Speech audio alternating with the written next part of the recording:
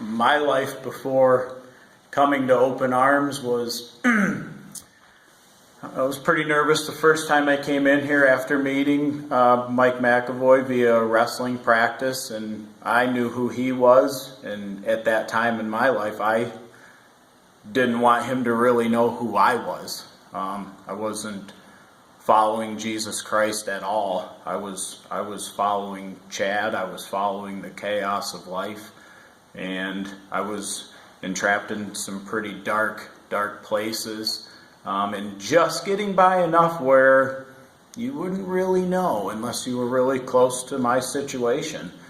So my first couple experiences coming into this church were very sporadic. There was no regularity to them.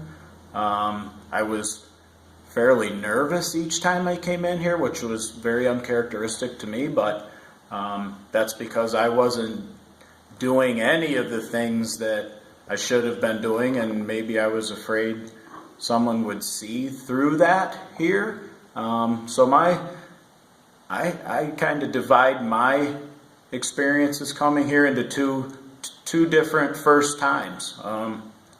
My first time was probably 7 or 8 years ago. Like I said, very sporadic. Sometime there was a 2-year gap in between my presence here. Just for unknown reasons at that point. Now I know what those reasons were, because I just had not had any education in this portion of my life to commit myself to Jesus Christ. And I guess I can talk about being saved 18 months ago. I was in a rehabilitative type program, taking synthetic opiate to supposedly cure the opiate addiction that I had dealt with for 4 years. Another program came up, and I became involved in that for 4 more years, and I don't know what happened. Some different people started coming into my life, and I started weighing my gifts that I had in my life, which were my children and my wife and my business and my friendships and my family. And Jesus just came to me in a couple different ways, and I got a bonk on the head, and I decided to follow Jesus. He came to do things for me that I wasn't able to do for myself. I had a 52-day span where you could call it fasting, you could call it withdrawal. I decided to put Jesus on board and eliminate this portion from my life because it was getting me nowhere. There was no positive end in sight for it. And since that has happened, my life right now is it's better than 10 people. I feel so good every day. I'm getting more traction with my relationship with Jesus. We are regular attenders here now, and I'd say we have been for probably 3 or 4 months. So, to put things in a timeline perspective, 18 months ago, I started my process. That was a 52-day fight with the devil, because he was very much in control of my life at that time with that particular medicine and basically anything that I was doing. And on day 52, I put my toe on the line to fight him, and he didn't show up. And I knew that I had conquered this thing that doctors told me couldn't be done. Maybe 0.4% of people that take this particular chemical can do it cold turkey. And now I'm forming some nice relationships here with the church. I'm trying not to sit idly by and just come to church. I'm trying to find other ways to be active and do God's work and give. I was involved in a project actually last night. It actually started through me and inadvertently ended up with a project served people showing up just to help. And boy, it was the greatest high that I've ever had. And I can't wait to do it again. And the whole time we were there, you could feel God's presence there. And this woman was so thankful, and it was very positive. It was where I was supposed to be. And if you asked me 18 months ago if I would have been doing something like that without Jesus in my corner on a regular basis, I would absolutely tell you you're way out in left field. At that point I figured that my life was going to be ruined. I was going to be living alone, and my children and my wife were going to be looking at me from a different house, unfortunately, and saying, geez, we had a really good dad. In fact, he's still a good dad, but he just can't shake this hold that the devil has on him with this particular thing, and we don't really know what it is, but we know that it causes grief in the house. We know that my mother asks him about it weekly. When is this program over? And I would always say, no, they just keep giving it to me, because that's what I wanted to tell her, so that I could continue to get it, because I was terrified what my life would be like if I didn't have it. Now, looking back, if I could tell anybody how exponentially better your life can be if you can buckle down in the very darkest area, I'd start right there with your own life. Now, there's other things I have to deal with right now.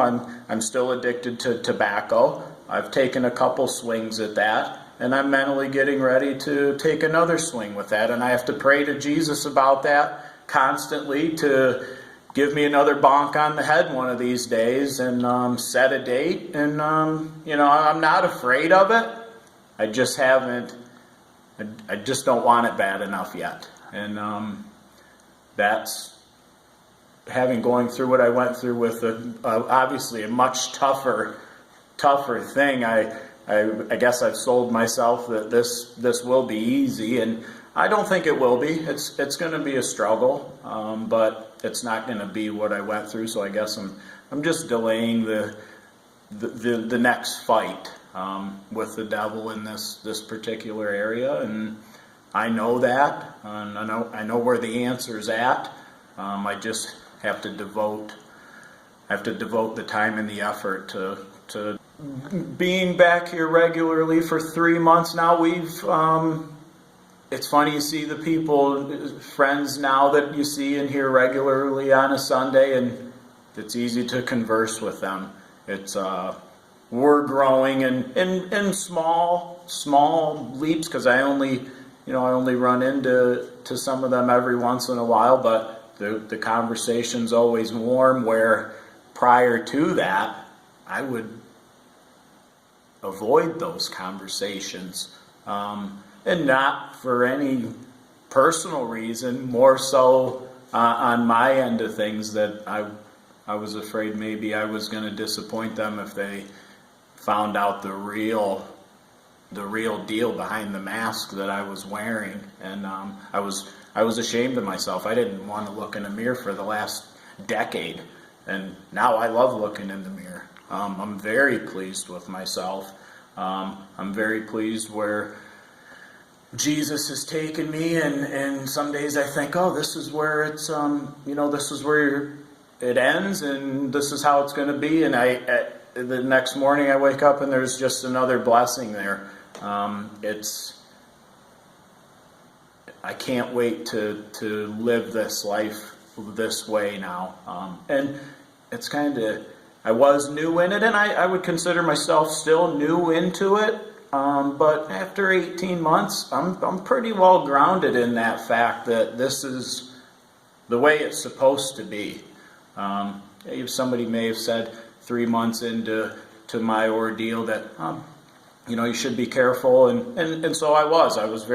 I guarded that sobriety because I suffered so much to get it, and I know what Jesus did in my own bed for me 52 nights when the devil was there flipping me over and over by my toes. And the tremors and the cold sweats and the no sleep. I honestly didn't start sleeping well till 12 months into it, and I just took that as well. This is part of it, and it's going to be interesting to see when my church family finds this out. I'm not nervous about that. It's a real problem in this country, in this area, and for quite some time I was part of the problem. And now I'm going to be very aggressive in being part of the solution. I've gotten plugged into a couple neat things where I'm going to get to go speak at very shortly, and I can't wait. I can't wait to tell somebody that Jesus loves them right now, and all they got to do is turn right, and he's right there. My one friend's pastor's an older pastor, and he said, as far away as we walk from Jesus, no matter what, when we turn around, he's right there waiting. And that's very true. That was very true for me. I am a little, I don't want to say I'm not nervous. I'm excited that maybe some other people will reach out to me, because I'm more than welcome to plug them into the recovery efforts that are going on at this church. I want to go find the old Chad Haydens that are walking around out there and get right in their face, like what happened with myself and Pastor Mike. You have to fix this. No one comes and holds your hands for you. And it could be alcohol, it could be tobacco, it can be chocolate, it can be any of these things, but the power that you get when you do overcome the devil, I feel I could run through a brick wall most days. It's very special. It's very special, and it's very real. Where I was at 18 months ago to where I'm at today, and where I'm going, I've learned to budget some time for the Lord, which is very new to me. Usually in my busy life with 3 children and sports and work, and next thing you know, it's 9 o'clock every night, and you didn't do that. You kept saying you were going to give the Lord a half an hour every day, and I still don't do it every day, but I'm doing it every couple days. I'm planning to budget time with Jesus, whether that be serving someone, coming here, speaking about Jesus to someone that maybe doesn't know that he's right there just waiting for you to ask for some help. Most of us are geared, especially men, I think, not to ask for help, to do it on your own, and I think sometimes you can get caught down in a gutter that the walls are so slippery. You need somebody pushing you on the rump to get you up to the ledge to pull yourself out of it. And that's exactly what happened for me. It took me 5 months of mental preparation. So if I tell you right now, you start today, you fix your alcoholism, or you fix your substance abuse, 99.9%, that's not going to happen right that minute. For me, it was really 5 months of packing a book bag full of every wonderful memory I've ever had, every piece of advice over the 10 years of my struggle, my children's face, my wife's love and devotion. I put it in a backpack like swords, and I walked down to that devil's den, and I knocked on his door, and I said, let's go. One of us is walking out of here. And I used everything in that book bag to defeat the devil, including Jesus right beside me. So don't put a lot of pressure on yourself to change this instant. That's not going to happen. It takes getting closer to Jesus and getting some words in. My time frame from when that 5 months, I didn't learn everything about Jesus in 5 months. I learned a little bit, and it was enough to pull me through that. had I had more time, I may have been able to get more educated, but my timing for me was it was going to happen right then.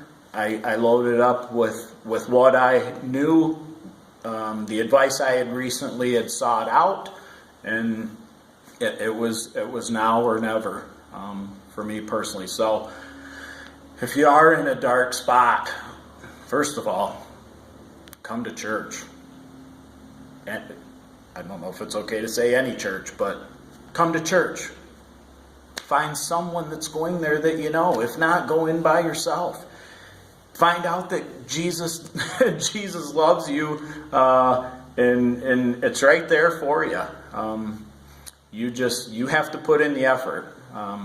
What's the old saying? God helps those that helps themselves. I think about that all the time, because had I not put in any effort, I don't think he was going to just pull me through it without my part.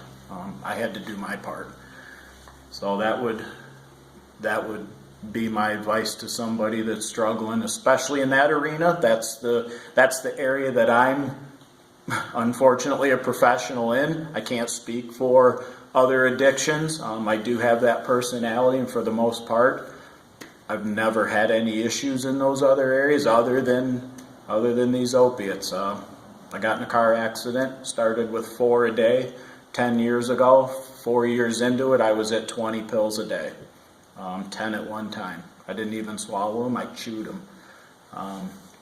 And that was when my wife, thank God for her that she's much tougher than me, said, I'm not going to watch you do this to yourself anymore. You have a serious problem. At that point, I was ready to admit that. Well, we go to a new medicine, which is just a Band-Aid.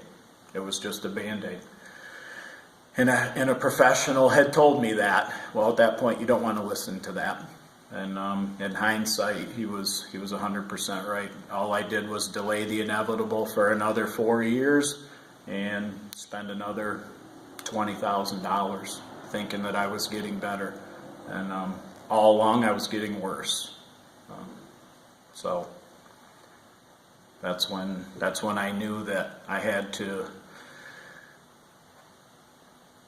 make a decision. And I didn't ask God at that moment to do anything for me.